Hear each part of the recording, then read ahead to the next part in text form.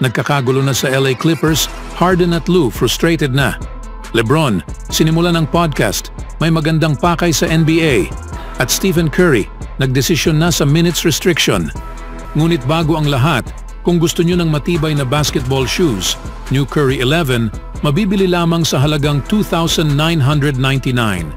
Click lamang ang link sa comment section or bisitahin lamang ang teffen.com for more high-quality shoes. Sa ngayon, tiyak na hindi maganda ang kalagayan sa Clipperland. Ang Los Angeles Clippers ay dumadaan sa isang mabigat na yugto, kung saan ang pinakabagong pagkabigo ay dumating sa anyo sa pagkatalo sa 121-107 sa Philadelphia 76ers.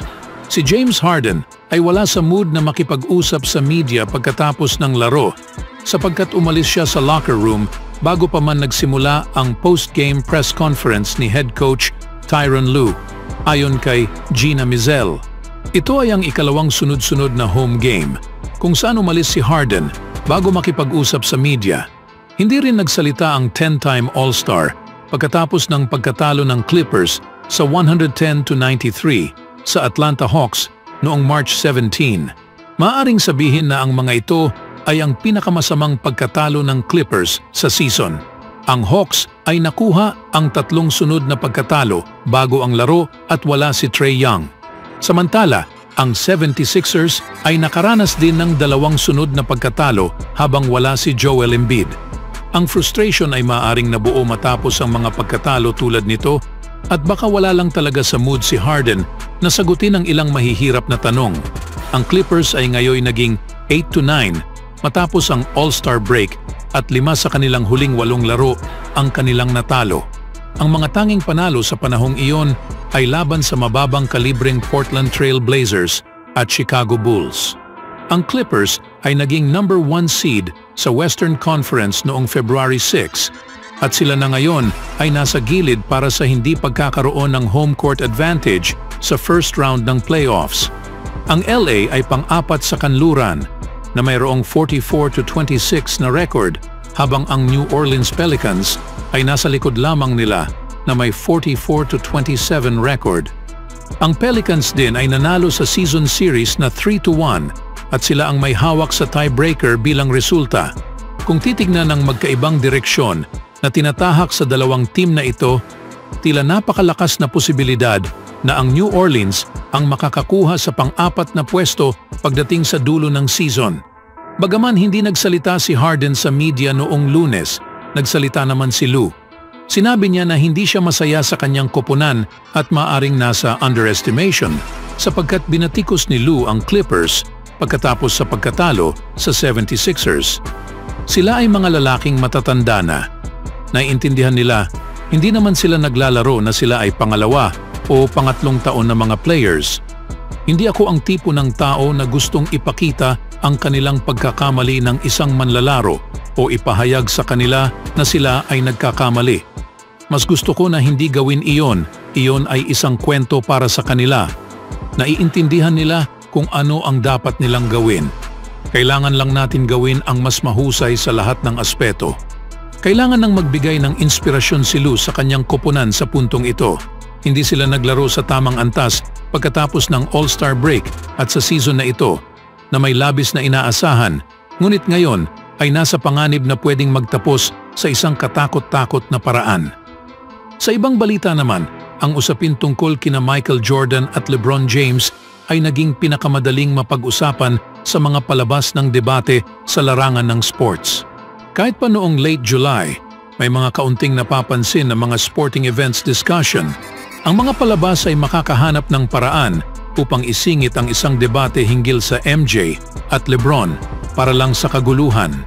Sa tuwing ito'y mapag-usapan, ang mga debating ito ay maglalabas ng mga pare-parehong salaysay na puno ng mga prehuwisyo at masamang pananaw, parang isang orasan. Si James halimbawa ay sinusubukang baguhin ang kanyang pagpapakita sa media sa pamamagitan sa pagtanggap ng mga bagay sa kanyang sariling kamay. Pagkatapos ng panalo ng Lakers sa 150-141 laban sa Pacers noong Lunes, sinabi ni James kay Jovan Buha ng The Athletic na sinimulan niya ang Mind the Game podcast kasama si JJ Redick para subukan at maging isang tagapagbantay para sa media ng NBA. Para sa akin, nawawala na natin ang kahulugan sa laro ng basketball at ang tunay na kahulugan sa likod ng laro ng basketball, sabi ni James. At itinuturo sa ating mga kabataan kung ano talaga ang ibig sabihin ng laro ng basketball. Nakararamdam ako ng napakalaking frustrasyon sa araw-araw na mga paghahambing tulad kung sino ang mas magaling sa inyo at o paano ito nakaapekto sa iyong legacy. Kung itong player na ito ay naglaro sa 50s era, magiging ganito kaya siya? O kung itong lalaking ito sa 50s era ay naglaro sa 2000s era, hindi ito maganda para sa mga kabataan. Naniniwala ang star ng Lakers na ang mga hipotetikong debate ay maaaring maging magandang pag-uusap sa barbershop, ngunit hindi nararapat sa pambansang telebisyon araw-araw. Ipinaliwanag din niya kung bakit pinili niya si Redick bilang ang kanyang kasamang host. Para sa akin, kinakailangan ng aming mga tagapakinig ng iba't ibang paraan ng paningin at nang maintindihan nila ang tunay na kahulugan ng laro, na gaya sa pagmamahal ko sa laro.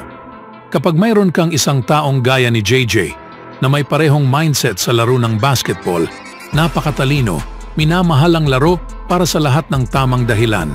Idinagdag ni James na sila at si Redick ay matagal nang nag-uusap tungkol sa kolaboratibong pagsisikap at sa wakas ay nagsagawa na sila ng hakbang nang magpasya sila sa huli na ito na ang tamang panahon. Sa ibang balita naman, ang Golden State Warriors ay bumagsak sa isa pang laban na pwede nilang mapanalunan noong Lunes ng umaga. Natalo sa Minnesota Timberwolves sa 114-110. Ang star na point guard na si Steph Curry ay may +6 sa kanyang mga minuto, ngunit naglaro lamang ng 29 minutes at 50 seconds, na kung saan ito ang tinatawag ni Steve Kerr bilang isang goal ng team para manatili ito sa loob lamang ng 30 minutes.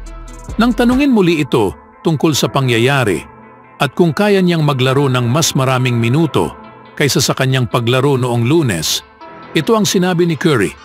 Ang sitwasyon ang magtatakda kung gaano ito kalinaw. Ito ay sa tunay na oras. Bawat laro ay mahalaga. Lumalapit na tayo sa ibang dulo ng standings. Walang magbibigay sa puting bandila. Kung ang kahulugan nito ay paglalaro ng mas maraming minuto, handa akong gawin iyon. Tulad sa sinabi ni Curry, unti-unting nawawala ang momentum ng Warriors na hawak ang ika-10 na pwesto. Ang naunang inihayag bilang isang last attempt na umakyat sa standings ay ngayon naging isang pagtatangkang gustong mapanatili ang ika-10th seed sa West, na kung saan ay hindi na gaanong ideal na senaryo para sa Golden State. Kasama ang walang consistent production maliban kay Curry, maaaring kailanganing suriin ng Warriors kung paano nila gagamitin ang kanyang mga minuto para sa natitirang bahagi ng season. Ang margin para sa pagkakamali ay ngayoy napakaliit na para sa Warriors. Always do it on my own, so I gotta get through it. And the only thing I know is to love what I'm doing. Never give up, never slow, till I finally prove it. Never listen to the no's, I just wanna keep moving. Keep my head up when I act, head up, that's a fact. Never looking back, I'ma keep myself on track.